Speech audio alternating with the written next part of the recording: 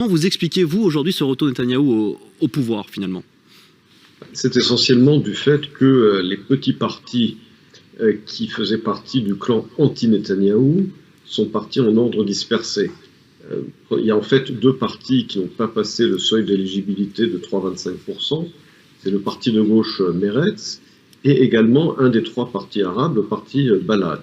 Si ces deux partis avaient franchi le seuil d'éligibilité, eh bien Netanyahou n'aurait sans doute pas gagné l'élection, ou peut-être à 61. Mais surtout, il y a eu une mobilisation énorme de son électorat, pas seulement de son propre parti, mais également au sein de ses alliés. Les deux partis orthodoxes ont augmenté leur taille de façon très significative. Donc une grosse mobilisation dans l'électorat de Netanyahou, des accords entre les différents partis pour qu'il n'y ait aucune voix qui soit perdue. Et puis, effectivement, c'est la raison pour laquelle il a fait rentrer l'extrême droite également, Itamar Ben-Gvir. Il a fait rentrer tous les partis de droite et d'extrême droite pour qu'il n'y ait pas du tout de perte de voix. Ce qui n'a été pas du tout le cas dans le camp opposé, où là, comme je l'ai dit, deux partis n'ont pas franchi le seuil d'éligibilité, ce qui a renversé la balance à l'avantage de Netanyahou. Emmanuel Navon, vous l'avez cité, comme l'a fait Olivier un petit peu plus tôt, ce fameux Itamar Ben-Gvir. Donc, on peut le dire, dans ces partis d'extrême droite, il y a évidemment le parti sioniste religieux, donc d'Itamar Ben-Gvir, avec pour l'instant 14 sièges.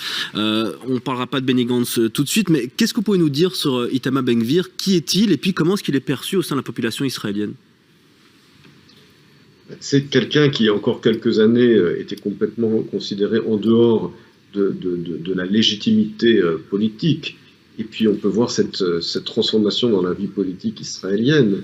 Son mentor, qui était Meir Kahana, qui était rentré à la Knesset dans les années 80, eh bien à l'époque, lorsque Meir Kahana se rendait au podium de la Knesset pour faire un discours, le premier ministre du Likoud de l'époque, Yitzhak Shamir, sortait de la session plénière pour protester. Aujourd'hui, c'est Netanyahou lui-même qui l'a fait rentrer, par pur cynisme politique évidemment, pour ne pas perdre de voix, mais cela Netanyahou va bientôt le regretter parce que Itamar Ben-Gvir est un extrémiste et quelqu'un qui n'a aucune limite, et donc il va faire chanter Netanyahou pour obtenir des postes ministériels auxquels il n'est pas du tout adapté. Donc Netanyahou va se retrouver avec ce Frankenstein dans son gouvernement. Il l'a voulu d'une certaine manière, mais d'un autre côté il va également le regretter. C'est pas très rassurant, évidemment, quand on sait la coalition qui va voir le jour. Un mot, Olivier Boulang. Mais alors, il voulait la sécurité intérieure. A priori, peut-être qu'il ne l'aura pas, selon les dernières rumeurs que l'on a. Quel poste pourrait-il obtenir? Emmanuel Navon.